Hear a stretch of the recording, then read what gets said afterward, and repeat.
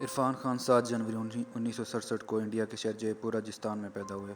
ان کا پورا نام شہزادہ عرفان علی خان تھا۔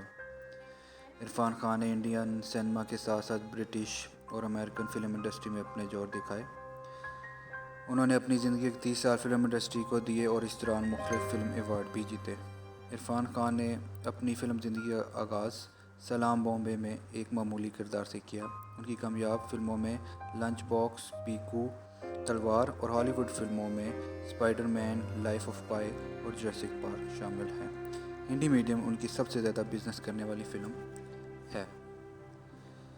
2018 میں عرفان خان میں کینسر کی تشخیص ہوئی اور کہا جاتا ہے کہ وہ اپنی والدہ کی وفات کا غم برداشت نہ کر سکے اور وہ 29 اپریل 2020 کو وفات پا گئے۔ ان کی عمر 53 سال تھی۔